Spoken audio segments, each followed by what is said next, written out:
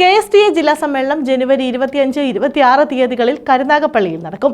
സമ്മേളനത്തിന്റെ ലോഗോ പ്രകാശനം Karunagappally boys higher secondary സ്കൂളിൽ നടന്നു.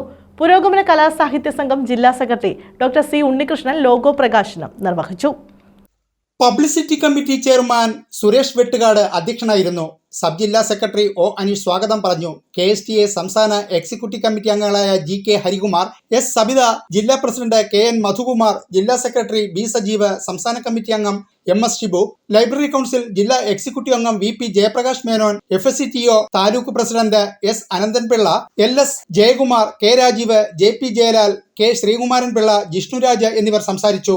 ശമ്പളപരിഷ്കരണ നടപടികൾ 5 വർഷം കഴിയുമ്പോൾ ഉദ്യോഗസ്ഥ അധ്യാപകർക്ക് ജീവനക്കാർക്ക് ലഭിച്ചുകൊണ്ടിരിക്കുന്ന ശമ്പളപരിഷ്കരണത്തിൽ ലഭിക്കുന്ന മാറ്റങ്ങൾ വളരെ പ്രധാനമാണെന്നും ഞാൻ മറ്റ് വിശദാംശങ്ങളിലേക്കൊന്നും പോകുന്നില്ല. അതോടൊപ്പം തന്നെ തീർച്ചയായും അധ്യാപകരുടെ ജോലി മാറ്റുക, പണ്ടത്തെ അധ്യാപകരല്ല എന്നുള്ളത് നമ്മൾ തിരിച്ചറിയുക. ക്ലാപ്പന SVHSSലെ അധ്യാപകൻ ഹരികൃഷ്ണനാണ് ലോഗോ ഡിസൈൻ ചെയ്തത്. 2025 ജനുവരി 25-26 തീയതികളിൽ കരുനാഗപ്പള്ളിയിലാണ് കേരള സ്കൂൾ ടീച്ചേഴ്സ് അസോസിയേഷന്റെ കൊല്ലം ജില്ലാ സമ്മേളനം സംഘടിപ്പിച്ചിരിക്കുന്നത്. News bureau, Karunagappally.